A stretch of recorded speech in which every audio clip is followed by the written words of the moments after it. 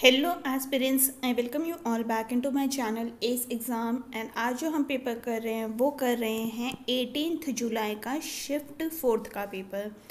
So first question है हमारे पास simplification का। सो बोर्ड मास के अकॉर्डिंग हम सबसे पहले ऑफ को टैकल करने वाले हैं। तो इसको हम कैसे लिख सकते हैं, 16 इंटू 8/16, और इसको लिख सकते हैं हम 18 ऑफ हाफ। तो ये हो गया 9 टाइम्स और ये हो गया 8।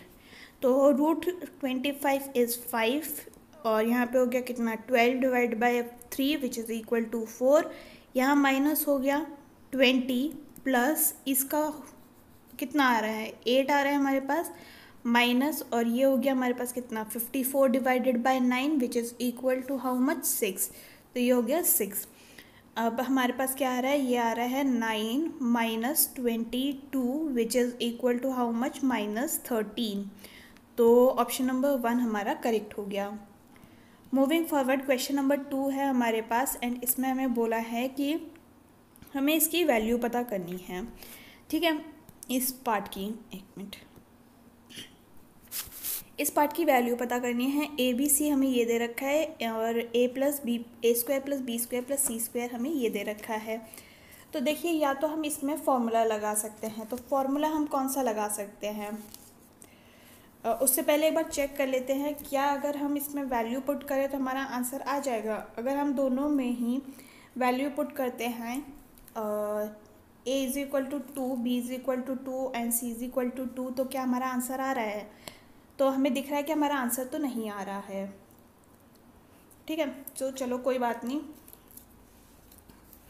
तो इससे अच्छा हम क्या करते हैं, हम फॉर्मूला लगाते हैं A square A plus B plus C का whole square which is equal to A square plus B square plus C square plus 2ab plus B C plus C A.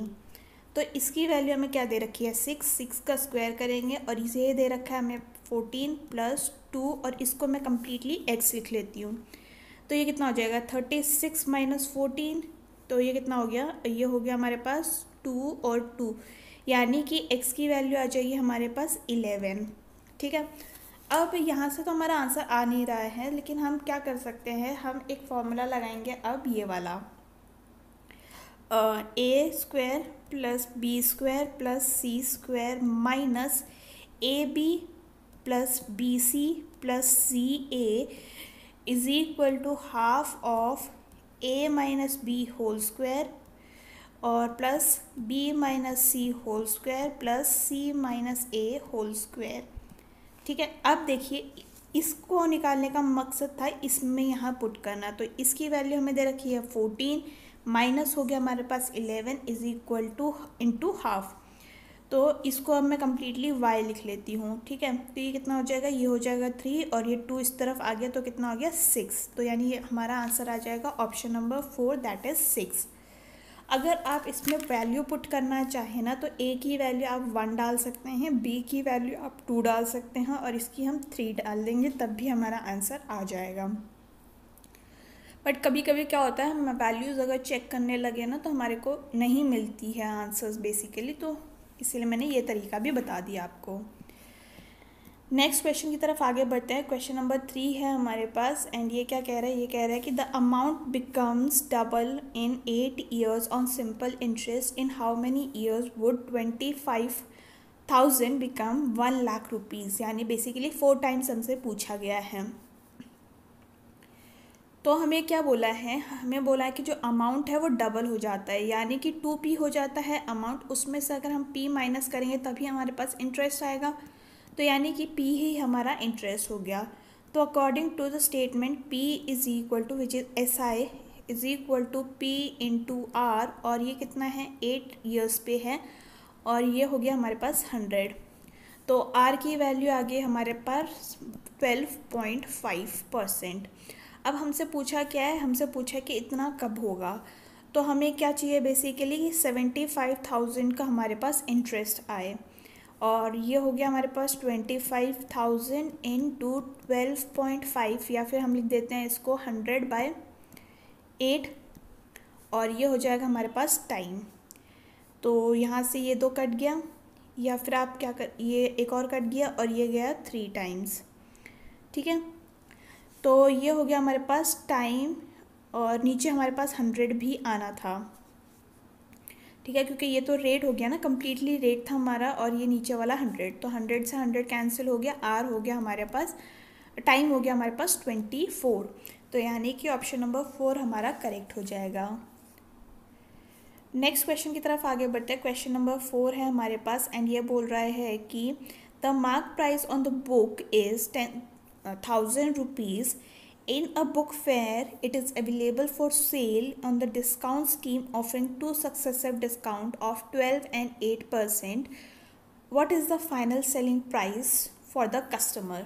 Okay, तो देखिए 1000 rupees की book है हमारे पास, उसमें पहला तो discount है कितने का, 12 रुपये का। 12 कितना हो गया हमारे पास 88, 100 माइनस 12 किया डिवाइडेड बाय 100, और 8 हो गया हमारे पास 92, 92 डिवाइड बाय 100। इसको मैं कैंसिल किया, ये और ये कैंसिल हो गया।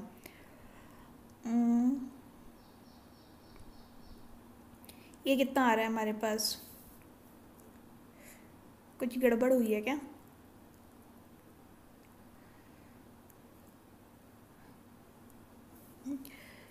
हम इसमें क्या करते हैं, एक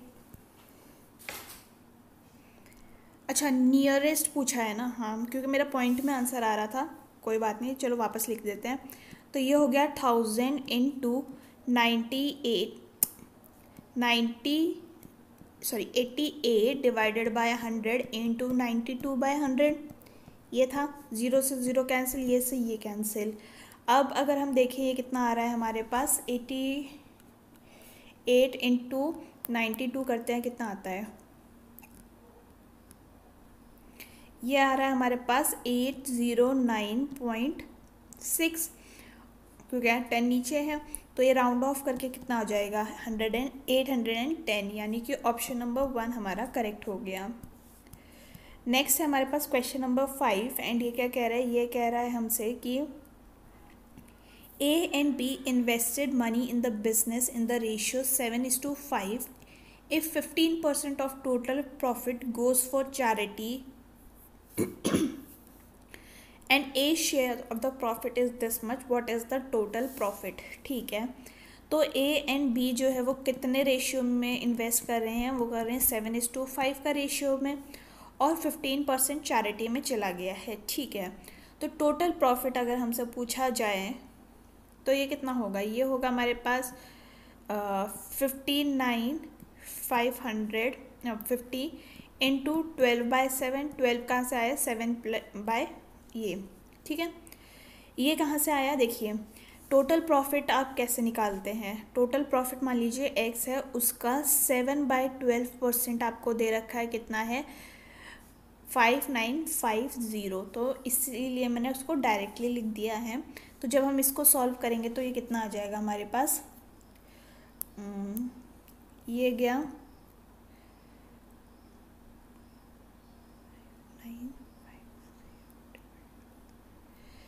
8, 5 and 0 टाइम्स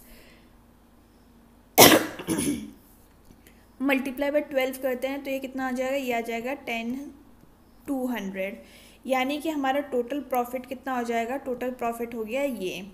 एंड अगर हम बात करें इसमें हमें चैरिटी भी इंक्लूड करनी होगी, राइट, तो इसमें 15% हमें चैरिटी बोला गया है कि इंक्लूड होगी, तो ये x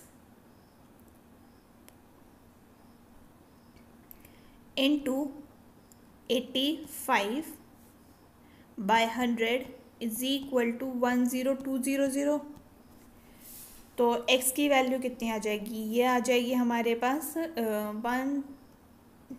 100 into 100 divided by 85, and इसको जब हम सॉल्व करेंगे तब हमारे पास आंसर आ जाएगा 12,000, which is option number 2। Next है हमारे पास क्वेश्चन नंबर 6, एंड ये क्या कह रहा है हमसे, ये कह रहा है कि a shopkeeper purchases 6 small cold drink bottles for ₹100. How much should he sell one bottle to get a profit of ₹20, 20%, ठीक है। तो अगर हम बात करें 100 बॉटल्स पे 120 का उसका प्रॉफिट होगा डिवाइडेड बाय 100, तो ये हो गया उसका SP विच इज़ 120, और 120 को वो 6 में अगर डिवाइड करेगा तो वो पर बॉटल को 20 रुपये में बेचेगा। तो ऑप्शन नंबर 2 हमारा करेक्ट हो गया।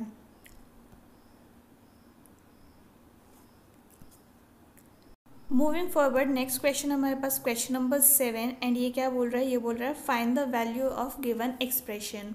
तो यहाँ पे हमें सारी वैल्यूज़ मतलब एंगल्स ऑलरेडी दे रखे हैं, तो हमें बस वैल्यू पुट करनी है। तो ये हो गया 4/3, tan 45 होता है हमारे पास 1, तो ये 1 स्क्वायर हो गया, यहाँ हो गया 3, cos 30 कितना होता है हमारे पास, तो होता है √3/2, एंड इसका स्क्वायर हो गया -2, और सीकेंड स्क्वायर कितना होता है हमारे पास, सीकेंड स्क्वायर 30 हो गया हमारे पास 2/√3 स्क्वायर, और ये हो गया हमारे पास 3/4, और cot 60 होता है हमारे पास 1/√3 का स्क्वायर। ठीक है, अब बस हमें इसको सॉल्व करना है। तो अगर हम देखें ये कितना हो गया, ये हो गया 4/3, और यहाँ हो गया हमारे पास ऊपर 3 × 3 इज़ 9, तो ये हो गया 9/4, और ये हो गया हमारे पास कितना 4 × 2 8, 8/3, और ये हो गया हमारे पास कितना 1/4। ठीक है, एंड अगर अब हम आगे देखें तो ये इसको जब हम सॉल्व करेंगे तो क्या 12 ले सकते हैं, या फिर क्या कहते हैं इन दोनों को पहले सॉल्व कर लेते हैं, इन दोनों को पहले सॉल्व कर लेते हैं। तो ये कितना हो जाएगा, ये हो जाएगा हमारे पास -4/3, और ये हो गया हमारे पास 8/4, और जब हम इसको सॉल्व करेंगे तो कितना आ जाएगा, ये आ जाएगा हमारे, और ये गया 2 टाइम्स, तो ये हो गया हमारे पास 6 - 4/3 विच इज़ इक्वल टू 2/3, यानी कि ऑप्शन नंबर 1 जो है हमारा करेक्ट हो गया। मूविंग फॉरवर्ड, क्वेश्चन नंबर 8 है हमारे पास, एंड इसमें हमें बोला है कि Meenu is 38 years old and her daughter is 8 years old, how many years will Meenu be double her daughter age. ठीक है, तो हमें पूछा क्या है 38 में हम कितना ऐड करेंगे ताकि वो डबल हो जाए, सेम ऐड करना पड़ेगा year in daughter's age also. तो ये कितना हो जाएगा, ये हो जाएगा हमारे पास 38 + x is equal to 16 + 2x, इसको इधर ले आइए, इसको उधर ले जाइए, एंड ये हो जाएगा कितना, ये हो जाएगा 22 is equal to x, and x की वैल्यू आ गई 22, यानी 22 ईयर्स जब ऐड करेंगे तो जो डॉटर हैं नहीं जो मदर हैं वो डॉटर के डबल एज में हो जाएंगी। नेक्स्ट है हमारे पास क्वेश्चन नंबर 9, एंड ये क्या कह रहा है, ये कह रहा है कि शताब्दी train covers 700 kilometres in 5 hours and other 1012 kilometers in 11 hours. What is the average speed in meters per second? ठीक है, तो टोटल डिस्टेंस हम निकाल लेते हैं, ये कितना हो गया, ये हो गया 1012 + 700 विच इज़ इक्वल टू 1712। वहीं ये हो गया डिस्टेंस, वहीं टाइम भी निकाल लेते हैं, तो ये हो गया 5 + 11 which is equal to 16 hours। तो एवरेज स्पीड देख लेते हैं, ये हो गया 12 डिवाइडेड बाय 16, तो इसको जब हम कैंसिल आउट करेंगे तो ये हो गया 107, पर हमें आंसर पूछा है मीटर्स पर सेकेंड में, तो 107 को हम 5/18 से मल्टीप्लाई कर देंगे, तो ये कितना हो जाएगा, ये हो जाएगा हमारे पास 29, 13/18 which is option number 3 correct. Next है हमारे पास क्वेश्चन नंबर 10, एंड ये कह रहा है हमें कि in a company a piece of work can be completed in 4, 6 and 18 days alone by R, S and T respectively. In how many days will the work be completed if they work together? ठीक है, R जो है 4 दिन में कर लेता है, S जो है वो 6 days में कर लेता है, T जो है वो 18 days में कर लेता है।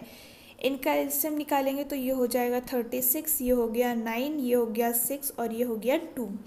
ठीक है, तो अगर हम यहाँ निकालें तो ये कितना आ जाएगा हमारे पास 15 और 17। ठीक है, तो 36 डिवाइडेड बाय 17 जब हम करते हैं तो ये कितना आ जाएगा, ये हो जाएगा हमारे पास 12.12, यानी कि ऑप्शन नंबर 2 हमारा करेक्ट हो जाएगा। दैट इज़ 2.12 डेज में तीनों साथ मिलकर काम ख़त्म कर देंगे।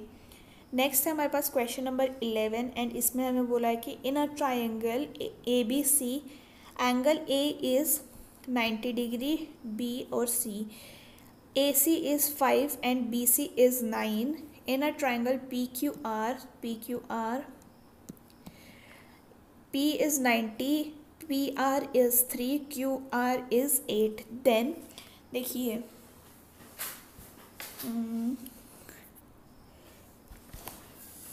ऐसा कोई भी रिलेशन हमें नहीं दिख रहा है कि ये इसके डबल हो रहा हो या कुछ भी हो रहा हो। बस हमें पता है कि एंगल एक दोनों का सेम है, बाकी इनमें भी कोई कॉमन हमें नहीं दिख रहा है, तो ये कॉन्ग्रुएंट नहीं है। तो ऑप्शन नंबर 2 जो है हमारा वो करेक्ट हो जाएगा।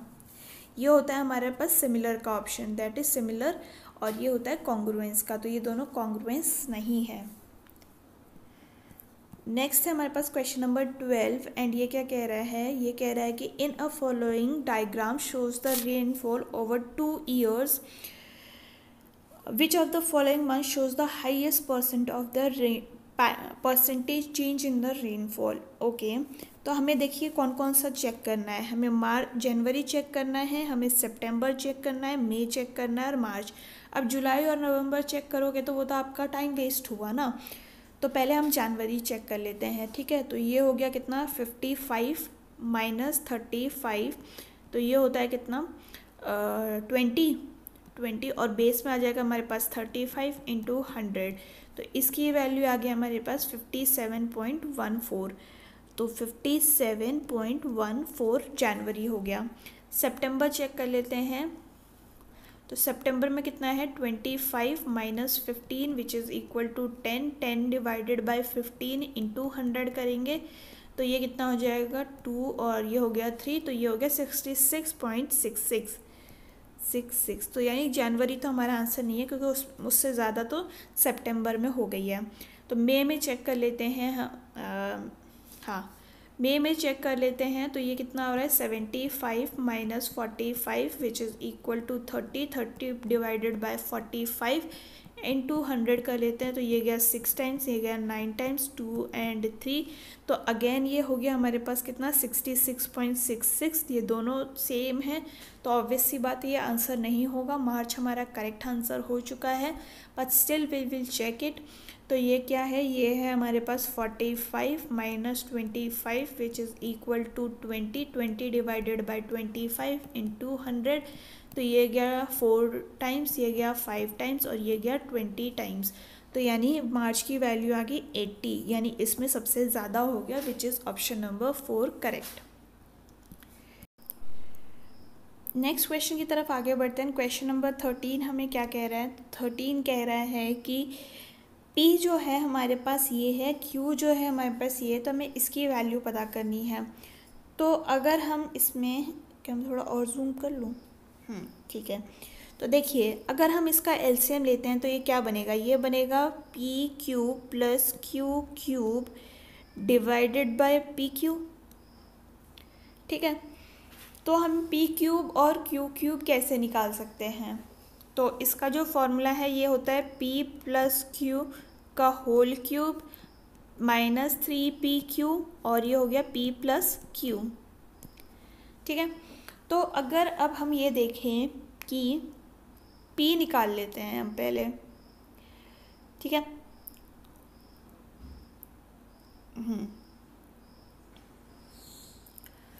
तो हमें पता है, जो इसको देख के हमें क्या लग रहा है कि Q जो है या P जो है वो 1/Q है। ठीक है, तो अब अगर हम देखें P की वैल्यू निकालते हैं, ये हो गया कितना √2 + 1 होल स्क्वायर।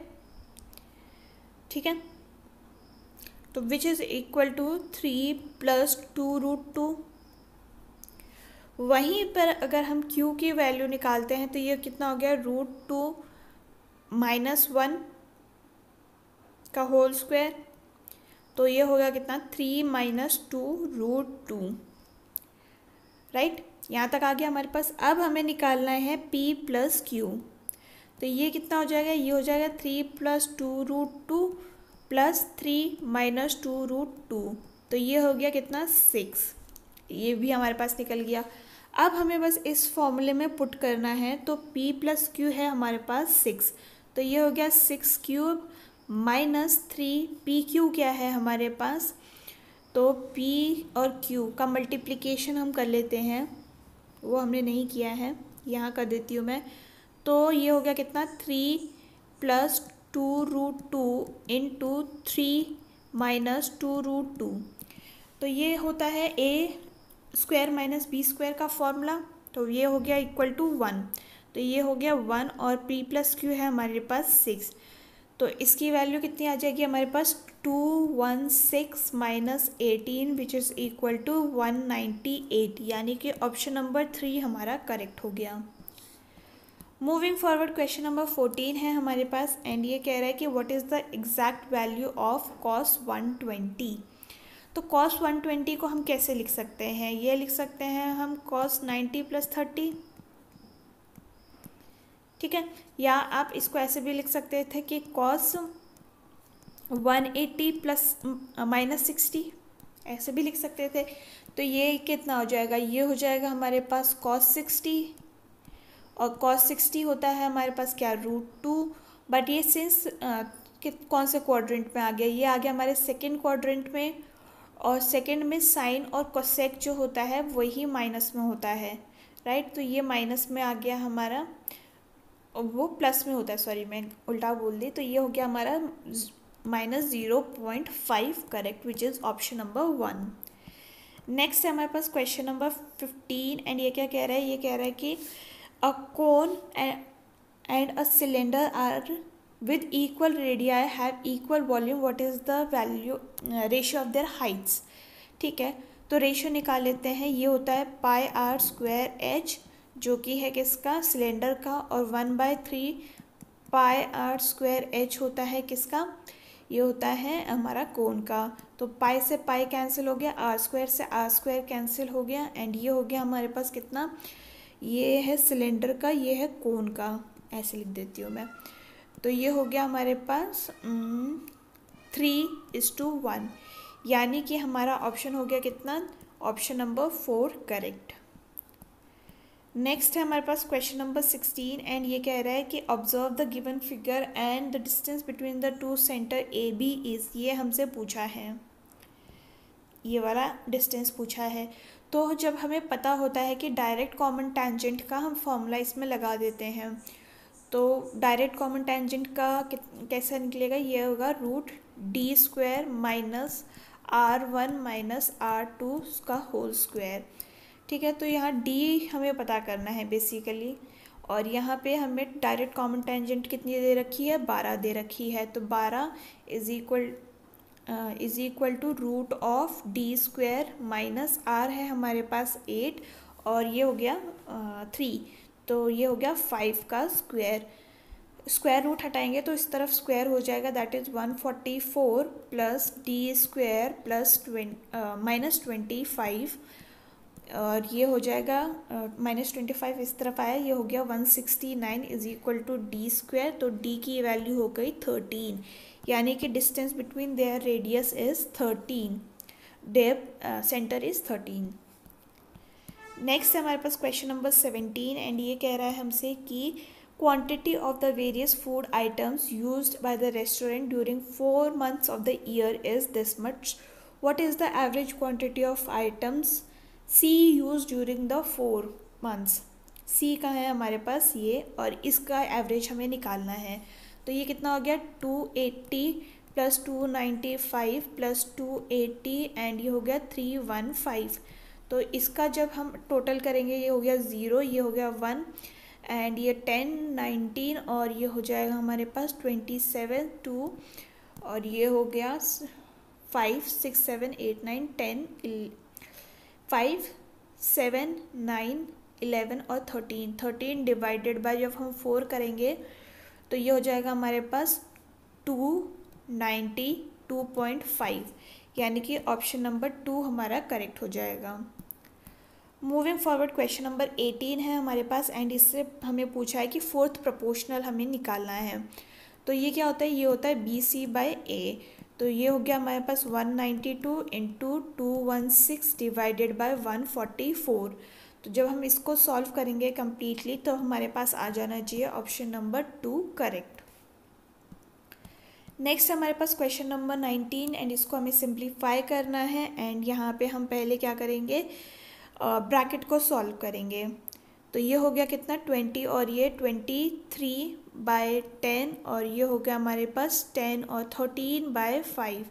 तो इसको 2 से मल्टीप्लाई करते हैं, इसको भी 2 से मल्टीप्लाई करते हैं। तो ये हो गया 23 और ये हो गया हमारे पास 26 विच इज़ इक्वल टू 49।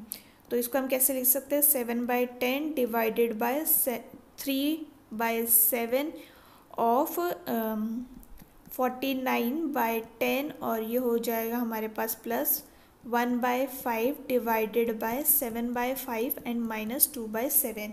देखिए यहाँ आपको भले ही मल्टीप्लाई दिख रहा होगा बट ये ऑफ का है तो यही पहले सॉल्व होगा। ये हो गया हमारे पास 7, ठीक है, और ये हमारे पास 3 था। तो ये कितना हो जाएगा, ये हो जाएगा 7/10। अब हम इसको मल्टीप्लाई कर लेते हैं 21 और साथ में डिवाइड को भी मल्टीप्लाई में कन्वर्ट कर देते हैं। तो ये हो गया 10/21 प्लस 1/5 इंटू 5/7 माइनस 2/7। तो ये और ये कैंसिल हो गया, ये और ये 3 टाइम्स किया, ये कैंसिल हो गया। तब हमारे पास आ जाएगा 1/3 प्लस 1/7 माइनस 2/7। तो ये हो जाएगा हमारे पास कितना 1/3 minus 1/7 which is equal to 4/21, यानी कि ऑप्शन नंबर 3 हमारा करेक्ट हो गया। क्वेश्चन नंबर 20 देख लेते हैं एंड इसमें हमें वो बोला है using the tan A minus B, ये वाला formula, find the value of this much. तो हमें पता है ये कैसे आ सकता है, ये आ सकता है 45 माइनस 30 पे। तो ये हो जाएगा क्या, tan 45 minus tan 30 divided bye 1 plus tan 45 tan 30। तो tan 45 होता है 1 और tan 30 होता है 1/√3 और यहाँ हो गया हमारे पास 1 प्लस √3। तो इसको हम जब सॉल्व करेंगे ये हो गया √3 माइनस 1 और ये हो गया √3 प्लस 1। नीचे भी हम √3 माइनस 1 से मल्टीप्लाई कर देंगे, ऊपर भी हम √3 माइनस 1 से मल्टीप्लाई कर देंगे क्योंकि रैशनलाइज हमें करना पड़ेगा। तो इसकी वैल्यू आ जाएगी हमारे पास 2 माइनस √3, यानी कि ऑप्शन नंबर 3 हमारा करेक्ट हो गया। Moving towards next question, question number 21 है हमारे पास एंड ये कह रहा है कि Sunil and Anil are working on a special project. Sunil takes 5 hours to type 40 pages and Anil takes 6 hours to type 32 pages on a computer. How much time will it take them to type 110 pages assignment if they work on 2 different computers? तो देखिए जो सुरेश है वो 40 घंटे लेता है और अनिल जो है वो लेता है 32 आवर्स। तो इन दोनों का LCM कितना आ जाएगा, 160 आ जाएगा, ठीक है। तो टाइम रिक्वायर्ड बाय सुरेश कितना लेगा, ये हो गया हमारे पास 4 और ये हो गया हमारे पास 5। सिंस वो 5 घंटे लेता है 40 पेज टाइप करने में तो वो 4 पेजेस लेगा कितना, 20 घंटे, मतलब 160 पेजेस लेगा 20 घंटे में। और वहीं अगर हम देखें अनिल कितना लेगा, अनिल लेगा 30 आवर्स, ठीक है। तो अगर हम देखें एफिशिएंसी निकाल लेते हैं तो सुरेश की एफिशिएंसी कितनी आ जाएगी, ये आ जाएगी 160 divided bye 20 which is 8 pages per hour की स्पीड से वो टाइप करता है। वहीं अनिल जो है वो करता है 160 divided by 30 which is equal to 16/3 pages per hour की स्पीड से टाइप। अब दोनों को टाइप करने में कितना टाइम लगेगा, तो इन दोनों को ऐड कर लेते हैं हम पहले। तो 8 प्लस 16 डिवाइडेड बाय 3, तो ये हो गया हमारे पास कितना, 8 इज 24 और 16 हो गया हमारे पास 40। तो ये देखिए ये हो गया 110 डिवाइडेड बाय 40 इंटू ये LCM वाला 3 मैं ऊपर लिख देती हूँ। तो ये कैंसिल आउट हो गया, ये हो गया हमारे पास 33/4 विच इज़ इक्वल टू 8 1/4 और 1/4 को हम कैसे लिख सकते हैं, 8 hours 15 minutes। तो यानी दोनों जो है वो 8 hours 15 minutes में काम ख़त्म कर लेंगे। मूविंग फॉरवर्ड क्वेश्चन नंबर 22 है हमारे पास एंड इसमें हमें बोला है कि a thief is spotted by a policeman from a distance of 210 meters.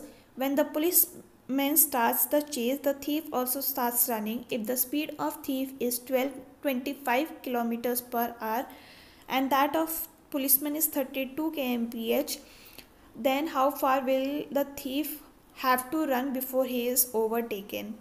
Relative speed निकाल लेते हैं तो ये हो जाएगा 32 माइनस 25 क्योंकि दोनों एक ही डायरेक्शन में चल रहे हैं which is equal to how much, ये हो गया हमारे पास 7 kmph और इसको हमें कन्वर्ट करना पड़ेगा मीटर्स पर सेकंड में, तो हम 5/18 से इसको मल्टीप्लाई कर लेते हैं which is equal to 35/18 metres per second की रिलेटिव स्पीड आ गई है।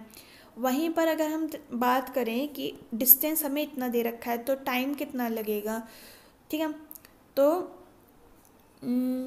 210 का डिस्टेंस कवर करेंगे अगर हम इसमें 18/35 स्पीड से चलेंगे तो कितना सेकंड लग रहा है हमें ये, तो ये लग रहा है हमें 108 सेकेंड्स।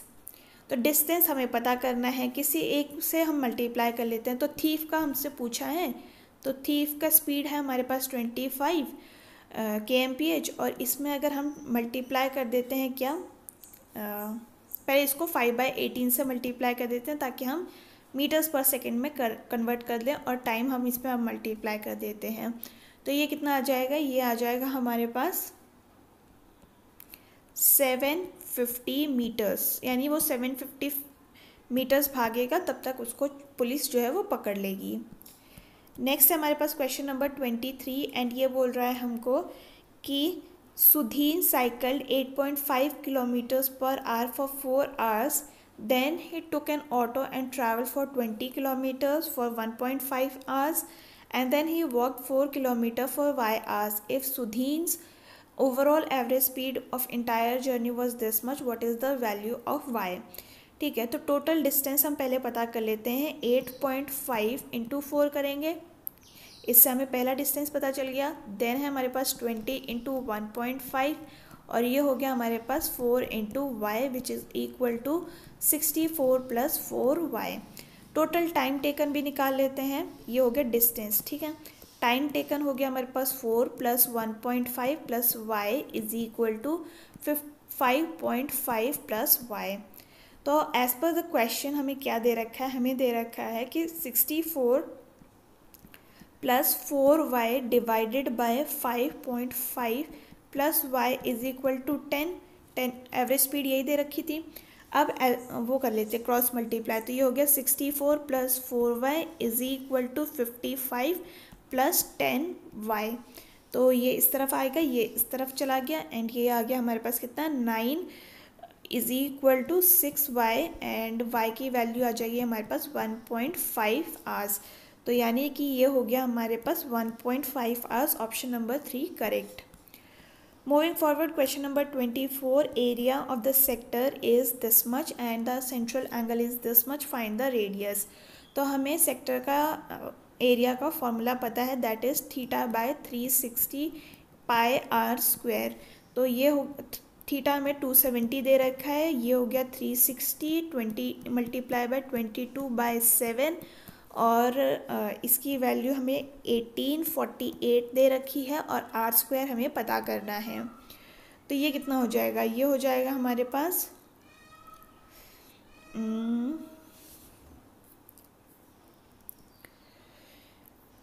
1848 डिवाइडेड बाय 22, तो ये गया हमारे पास 84 टाइम्स।